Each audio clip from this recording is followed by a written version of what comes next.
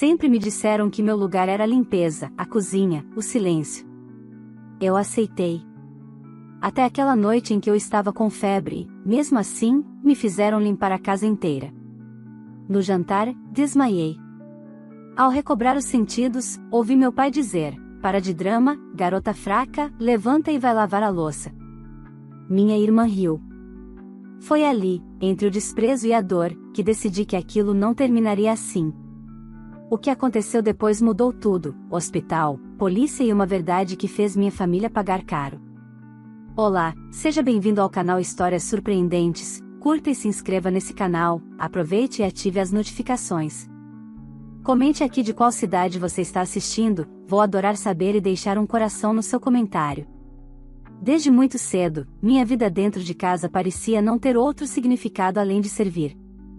Enquanto outras meninas da minha idade podiam brincar, estudar e sonhar, eu estava constantemente presa a um ciclo de ordens que nunca acabava. Minha mãe dizia que eu precisava ser útil, meu pai reforçava que eu não tinha talento para nada além de arrumar e limpar, e minha irmã mais velha, que sempre foi tratada como a princesa da família, me lembrava diariamente de que eu só existia para atender às necessidades dela. Se precisava de um copo de água, eu era chamada. Se sujava o quarto, eu deveria correr para limpar. Se alguém levantava a voz, era sempre contra mim. Com o tempo, fui me moldando a essa rotina sufocante. Perdi a noção do que era ser tratada com carinho ou respeito, porque aprendi que não havia espaço para isso na minha vida. Aceitei que talvez essa fosse a minha função no mundo, servir em silêncio. Só que havia momentos em que, sozinha no quarto, me perguntava se realmente não havia nada mais reservado para mim.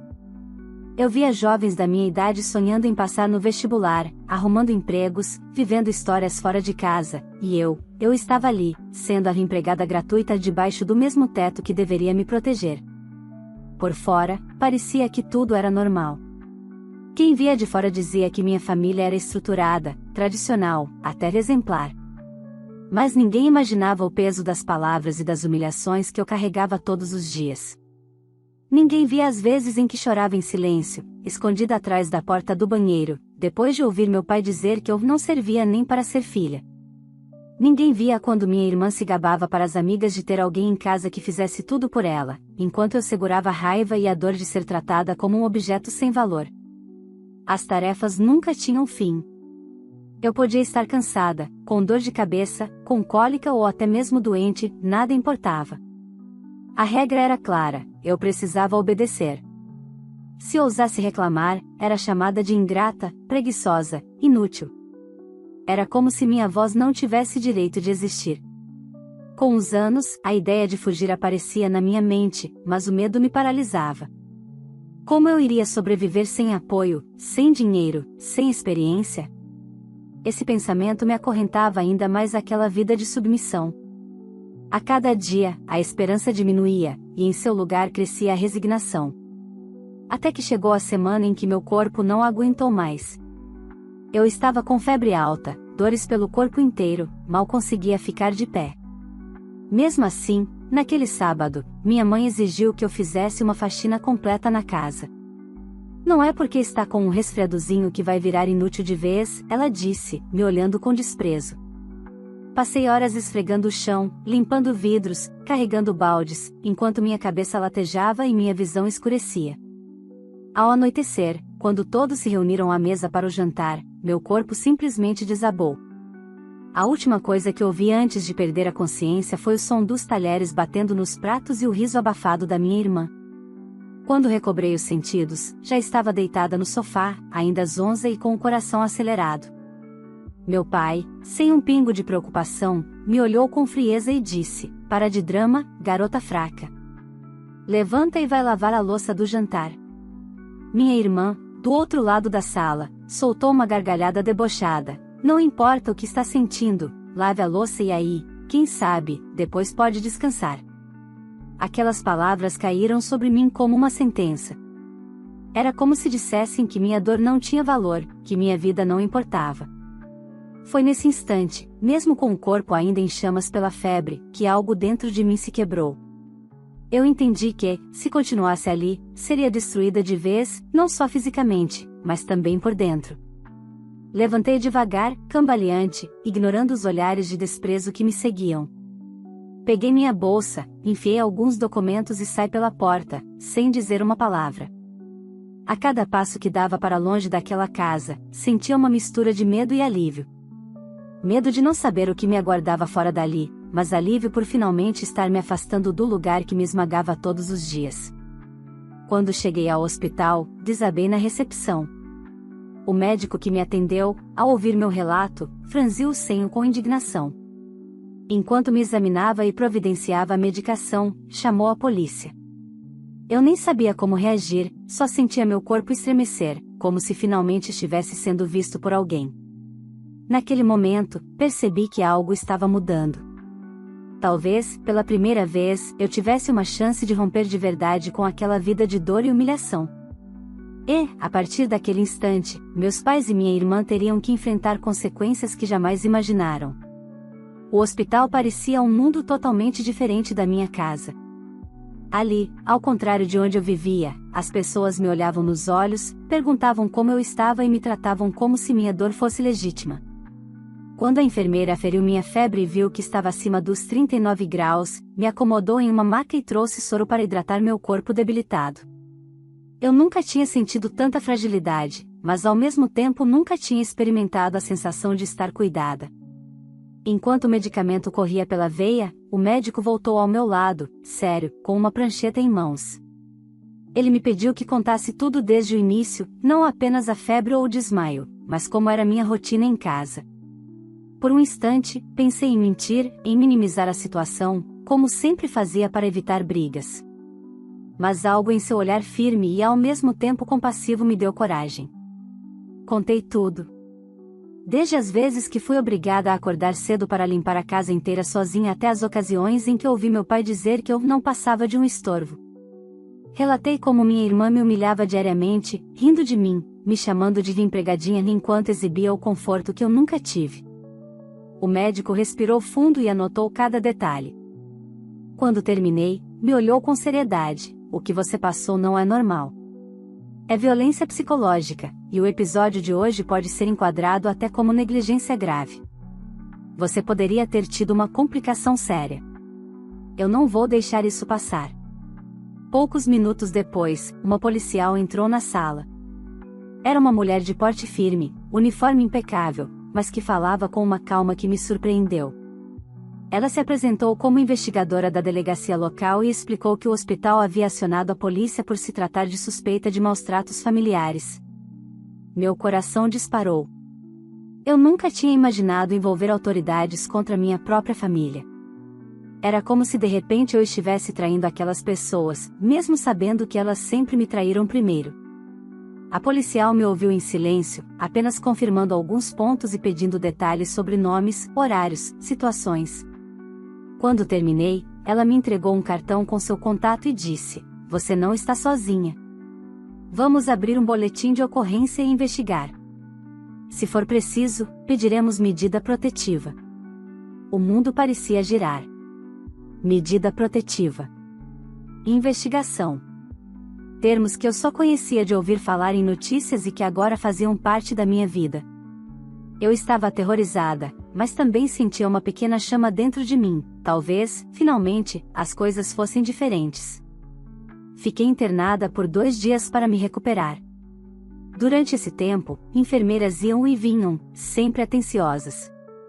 Eu ouvia outras histórias nos corredores, via famílias preocupadas com seus doentes, pais cuidando dos filhos, filhos segurando a mão dos pais. E cada cena era como uma ferida em mim, porque eu nunca tive aquilo. Porque sempre precisei mendigar por um gesto de afeto que nunca veio. Na manhã da alta, a mesma policial voltou ao hospital. Trazia alguns papéis e pediu para que eu assinasse o boletim de ocorrência formalizado. Explicou que meus pais e minha irmã seriam intimados a depor. Senti um frio no estômago, como se algo perigoso estivesse prestes a acontecer. Perguntei se eles poderiam vir atrás de mim. A resposta dela foi firme: "Por isso já solicitamos que você seja incluída em uma medida protetiva de urgência. Se eles tentarem contato, estarão descumprindo a lei." Assinei os papéis com a mão trêmula, mas determinada. Era como se cada letra que eu rabiscava fosse uma forma de recuperar minha voz. Depois de tudo, não havia mais volta para aquela casa. Eu não podia simplesmente retornar ao lugar onde quase perdi a consciência de tanto ser explorada. Mas para onde eu iria? Esse pensamento me sufocava. Eu não tinha amigos próximos o bastante para pedir abrigo, e a família extensa sempre fechou os olhos para o que acontecia comigo. A assistente social do hospital me chamou para conversar. Ela havia lido meu relatório e já sabia de tudo. Disse que poderia encaminhar um pedido de acolhimento temporário, até que eu encontrasse uma alternativa. Aquilo me deu algum alívio. Mais do que nunca, eu precisava de tempo e espaço para entender quem eu era fora das correntes que minha família me impôs. Naquela noite, dormi em um abrigo provisório indicado pela assistente social.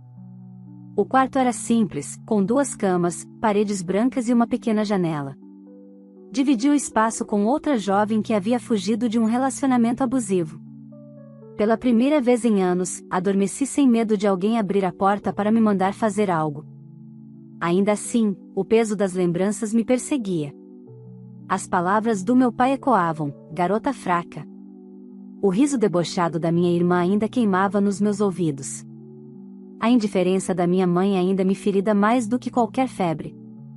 Mas agora havia também um novo som dentro de mim, o de uma força silenciosa que começava a nascer. Eu não sabia como seria o dia seguinte, nem o outro depois dele. Só sabia que já não era mais a mesma garota que desmaiou no meio de um jantar. E enquanto me deitava naquela cama desconhecida, entendi uma verdade simples e ao mesmo tempo libertadora: talvez eu tivesse perdido uma família, mas tinha acabado de encontrar a mim mesma. Os dias no abrigo começaram a me mostrar um mundo que eu desconhecia. Cada mulher ali carregava uma história diferente, mas havia um ponto em comum: todas tinham sido diminuídas, machucadas ou esquecidas por aqueles que deveriam protegê-las. Conversar com elas me fazia perceber que eu não estava sozinha. Havia uma força silenciosa em cada uma espécie de resistência nascida da dor, que me inspirava. Enquanto isso, a polícia avançava com o processo. Eu recebia ligações da investigadora que havia me atendido no hospital. Ela me explicava os próximos passos: meus pais e minha irmã tinham sido intimados a depor. Ouvindo isso, meu estômago embrulhou. Eu conseguia imaginar a cena: meu pai bufando de raiva, minha mãe fingindo surpresa, e minha irmã debochando como sempre fazia. Era estranho pensar que, pela primeira vez, eles estavam sendo obrigados a responder por seus atos. No abrigo, a assistente social me ajudava a planejar o futuro. Ela me falou sobre programas de apoio a jovens em situação de vulnerabilidade, bolsas de estudo e até oportunidades de trabalho. Aquilo era como um sopro de esperança. Mas o medo ainda me rondava. Eu sabia que, se dependesse da fúria do meu pai, ele faria de tudo para me intimidar e me trazer de volta sob o controle dele. Numa tarde chuvosa, fui chamada para prestar novo depoimento na delegacia. A sala era fria, com paredes claras e cheiro de papel e café. A investigadora me fez perguntas detalhadas, pedindo exemplos de situações, datas aproximadas, até frases que meus pais costumavam dizer. Reviver cada lembrança era doloroso. Eu me senti pequena ao falar em voz alta coisas que antes só existiam dentro de mim. Mas, ao mesmo tempo, percebia que cada palavra era uma arma contra a vida que me aprisionava. Do outro lado da cidade, meus pais e minha irmã estavam sendo ouvidos também. Descobri depois que minha mãe tentou justificar, dizendo que era apenas uma forma rígida de educar. Meu pai, como esperado, se exaltou, afirmando que eu era fraca e ingrata. E minha irmã, sem pudor, admitiu que nunca havia problema em me dar ordens, porque alguém tinha que fazer o trabalho que ela não queria. Essas falas foram registradas no processo, e a investigadora fez questão de me contar: às vezes, eles mesmos se condenam sem perceber. Saí da delegacia com as pernas bambas. Eu me sentia como alguém que caminha em um campo minado, cada passo era um risco, mas também um avanço. No abrigo, comecei a participar de algumas oficinas oferecidas pela instituição. Havia aulas de artesanato, palestras sobre independência financeira e até treinamentos para entrevistas de emprego. No começo, eu me sentia deslocada. Não acreditava que poderia ter um futuro fora da sombra da minha família. Mas, aos poucos, fui me adaptando. Fiz amizade com uma das monitoras, uma mulher chamada Elisa, que havia passado por situações parecidas e agora ajudava outras jovens a se reerguer. Foi Elisa quem me disse uma frase que ficou gravada em mim: a gente não precisa se conformar com a dor que nos deram. A gente pode escrever uma história nova. Essas palavras acenderam algo dentro de mim. Comecei a pensar em possibilidades que antes pareciam distantes. E se eu conseguisse estudar? E se eu arrumasse um emprego? E se, pela primeira vez, eu fosse dona das minhas próprias escolhas? Mas a tranquilidade foi interrompida de repente. Certo dia, quando voltei de uma consulta médica, encontrei a investigadora me esperando no abrigo. O semblante dela estava sério. Meu coração acelerou. Ela pediu para conversarmos em particular e, quando nos sentamos, revelou: seus pais tentaram contato com você. Senti um arrepio percorrer meu corpo. Perguntei como, e ela explicou que eles haviam aparecido na delegacia para negociar. Queriam retirar a denúncia, dizendo que tudo não passava de um mal-entendido familiar. Quando ouviram que não havia como encerrar o caso sem meu consentimento, meu pai teria batido na mesa e jurado que eu me arrependeria. O medo voltou com força, mas a investigadora foi firme: não se preocupe. Eles estão sendo monitorados. Já reforçamos a medida protetiva. Se tentarem contato direto, será prisão imediata. Mesmo assim, aquela notícia me tirou o sono. Durante várias noites, fiquei virando de um lado para o outro, imaginando se eles poderiam me encontrar, se apareceriam na porta do abrigo, se eu estava realmente segura. Foi nesse período de insegurança que recebi uma proposta inesperada. A assistente social me contou sobre uma vaga de emprego em uma pequena padaria próxima ao abrigo. O dono precisava de alguém para ajudar no balcão e estava disposto a contratar mesmo sem experiência. O salário não era grande, mas era o suficiente para que eu começasse a dar meus próprios passos. A primeira reação foi hesitar. Será que eu estava pronta? Será que não era cedo demais? Mas, depois de tudo, percebi que aquela era uma oportunidade de mostrar a mim mesma que eu podia. Aceitei a vaga.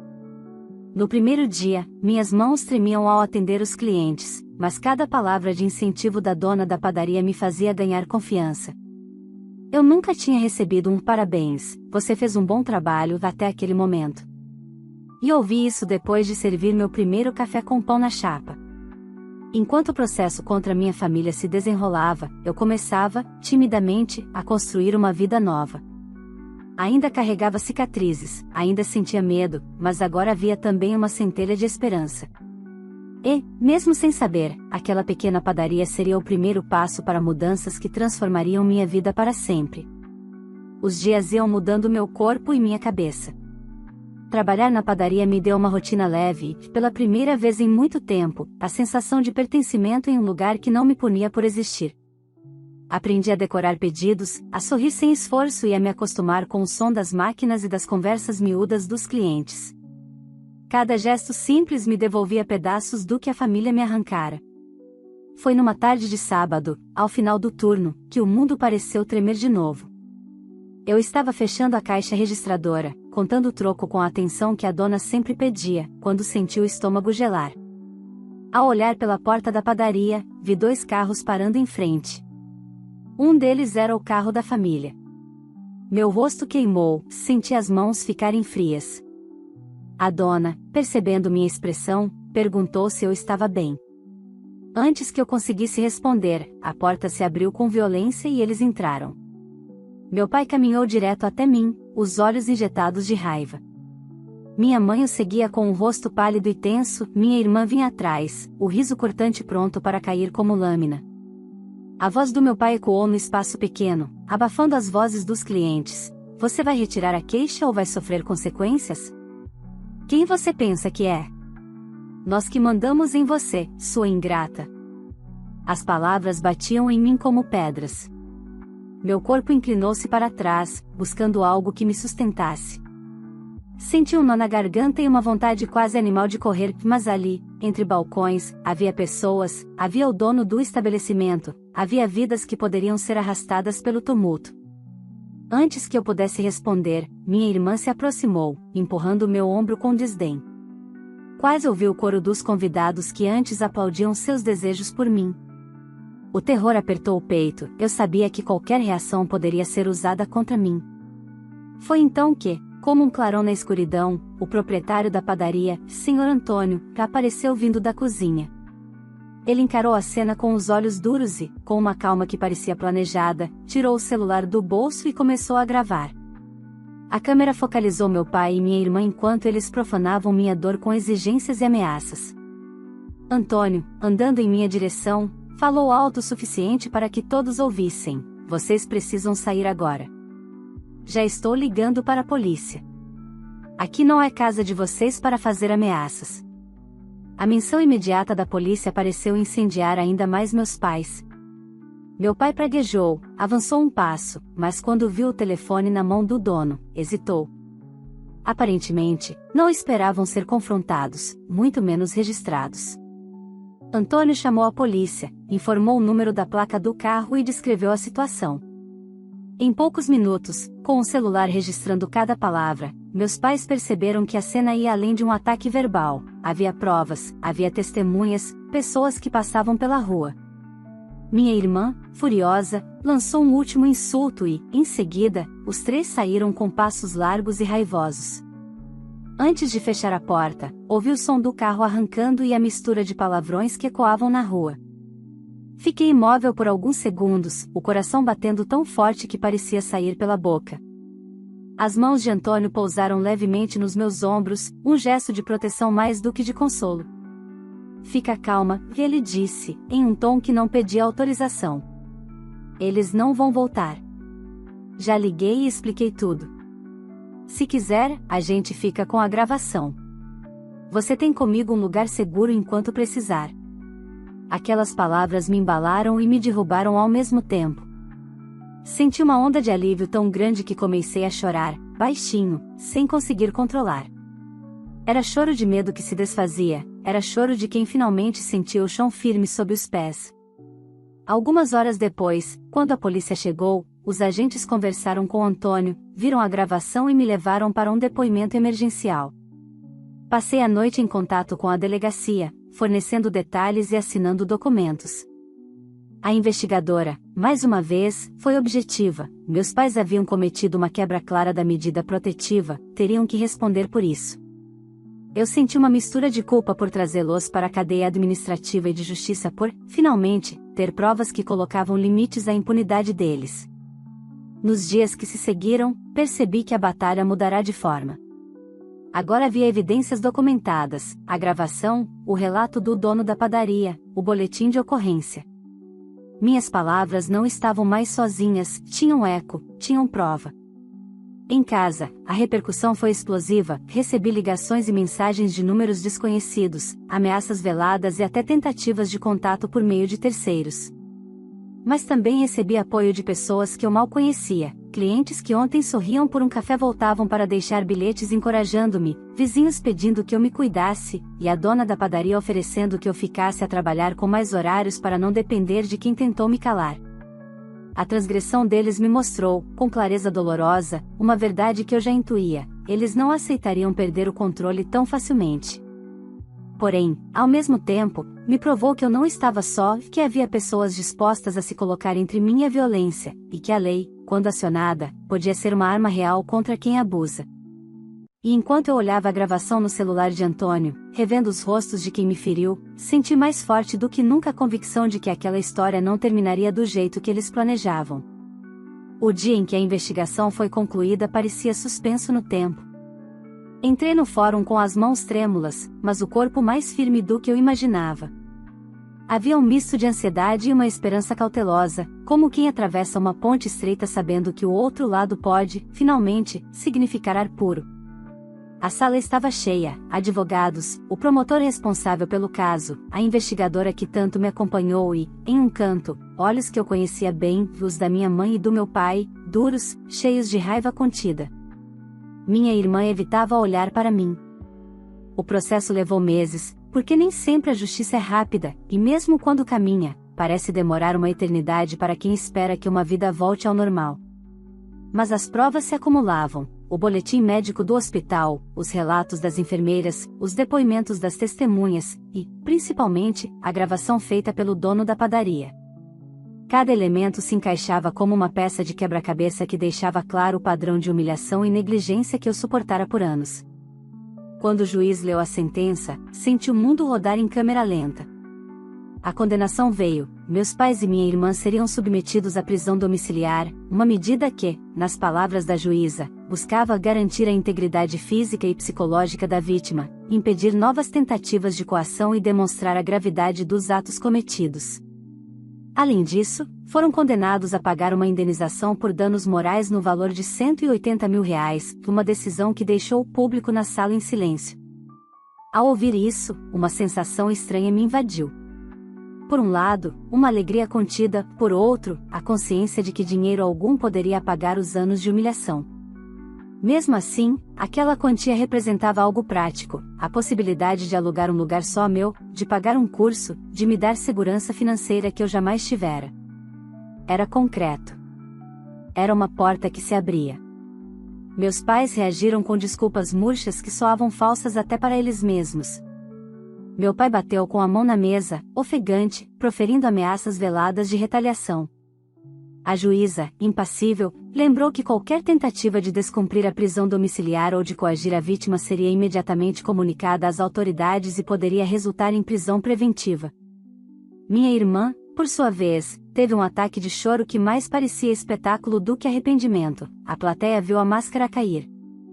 Ao saírem do tribunal, os três estavam irados, cuspindo palavras que agora soavam vazias diante da efetividade da lei. Tentaram, por meio de um advogado, recorrer, mas o recurso foi negado em caráter de urgência. Não havia mais espaço para o poder que antes exerciam sobre mim. Estavam, pela primeira vez, limitados a uma casa que deixaram de poder usar como instrumento de dominação. A fiscalização da prisão domiciliar foi posta em prática: tornozeleiras eletrônicas, visitas periódicas da autoridade competente e restrições severas de contato comigo. A sensação de proteção que eu nutria até então cresceu, embora eu soubesse que nada daquilo curaria de imediato as feridas emocionais. Ainda assim, cada passo da justiça era um alicerce para minhas próximas escolhas. Na vizinhança e no meu trabalho, a notícia repercutiu como um trovão. Alguns vizinhos, que antes fingiam não ver nada, me cumprimentaram com um respeito novo. Clientes da padaria, que acompanharam parte do processo, vieram me dar palavras de carinho e até ofertas de ajuda para um começo de vida mais estável. A dona da padaria insistiu para que eu aceitasse uma folga adicional para cuidar de mim, e o Sr. Antônio falou com firmeza: o que fizeram foi errado. Aqui você tem casa. Entretanto, a raiva dos meus pais não se dissipou em silêncio. Recebi, nas semanas seguintes, ameaças anônimas por telefone e mensagens agressivas por meio de conhecidos. A polícia agiu rápido, localizavam a origem, registravam, e advertiam sobre novas sanções. A sensação de que estavam irados era real, mas a lei e a presença de testemunhas tornavam qualquer ação direta deles perigosa e impossível. Não podiam, legalmente, se aproximar. Enquanto tudo isso se sucedia, comecei a visualizar um plano para o futuro. Não queria viver de vingança, queria viver em paz. O valor da indenização, ainda que parte dele viesse a ser bloqueado e executado juridicamente, me dava um horizonte de autonomia. Pensei em um curso técnico, em guardar para um adiantamento de aluguel, em procurar uma pequena poupança. Era a primeira vez que projetava o meu amanhã sem depender de ordens alheias. Mas junto com a esperança, havia uma tristeza profunda. Percebi que a família que eu conhecera havia sido corroída por muito tempo, e não havia, talvez, espaço para reconstrução. A sensação de perda era real, não era só a casa que eu deixará, era a ideia de família como abrigo. Mesmo assim, sentado no banco do lado de fora do fórum, respirei fundo e senti uma leveza que antes me parecia impossível. A justiça me deu respaldo. A sociedade, ainda que tardiamente, ofereceu colo. E eu, pela primeira vez em décadas, senti que era dona de mim mesma. Havia ainda um caminho a percorrer, feridas a cicatrizar, perguntas sem respostas. Mas a prisão domiciliar e a indenização representavam um ponto de virada. Eles ficaram irados, impotentes diante da lei. E eu, livre para planejar os próximos passos, finalmente podia escolher o que fazer com a vida que ainda era minha. Os meses que se seguiram à sentença foram uma mistura louca de alívio, trabalho duro e, de certa forma, surpresas que eu jamais imaginei enfrentar. A vida procurou preencher os vazios que ficaram, alguns com carinho de estranhos que viraram protetores, outros com lembranças que doíam como feridas que teimam em sangrar. Eu dormia melhor, com menos pânico noturno, mas acordava com o esforço de reafirmar minha existência fora daqueles gritos e ordens. A atuação firme da polícia e o processo público trouxeram consequências que foram além da minha família e do meu pequeno universo. Notícias correram de boca em boca, a gravação de Antônio, que circulou entre perfis regionais por força das investigações, expôs a crueldade das atitudes. Foi aí que o mundo profissional deles começou a ruir, não por uma torcida minha, mas pela lógica inexorável de quem não tolera esse tipo de comportamento em ambiente corporativo e acadêmico. Minha mãe recebeu a demissão sumária. A empresa onde trabalhou por anos justificou a saída com uma cláusula clara do Código de Conduta: seres públicos que propagam ou praticam violência familiar comprometem a imagem institucional. Meu pai, gestor numa pequena firma local, também sofreu as consequências, o contrato que mantinha com a empresa foi rescindido. Eles tentaram argumentar, alegar que era uma perseguição, que tudo era injustiça. Mas nada sensibiliza um departamento jurídico quando a reputação e processos disciplinares estão em jogo. A expulsão da minha irmã da faculdade foi outra facada.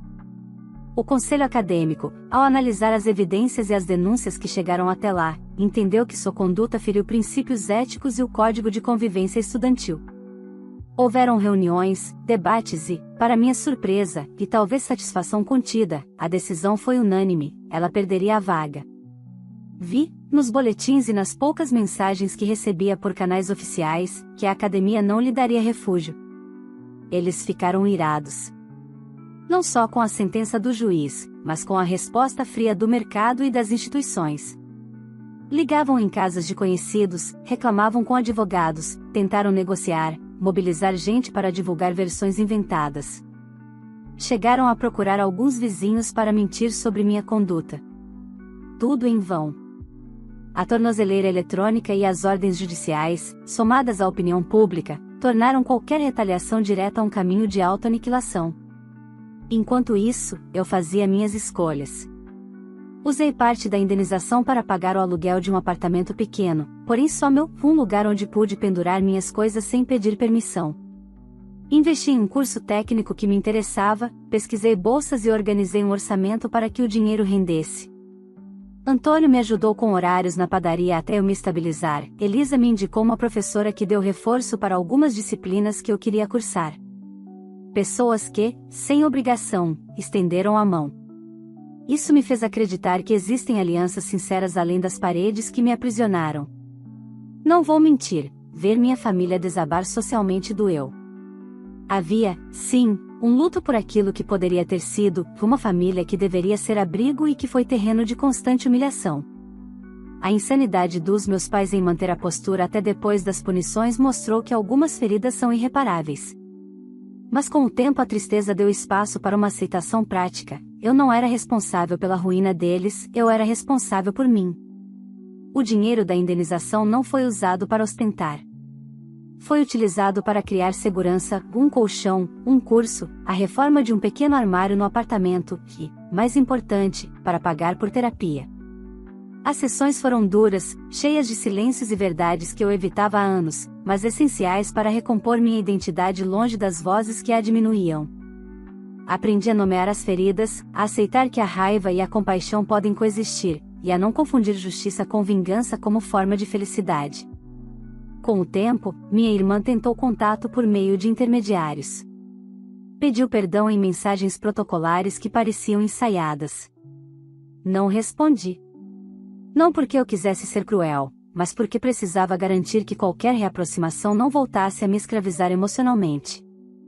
Se um dia houver abertura para reconstrução, que seja com limites, responsabilidade e mudança comprovada. Por ora, eu escolhi preservar minha paz. A sensação de impotência que antes me consumia transformou-se em um trabalho contínuo de autonomia. aprendi a cozinhar meu próprio prato preferido, a pagar minhas contas, a marcar consultas médicas sem pedir permissão.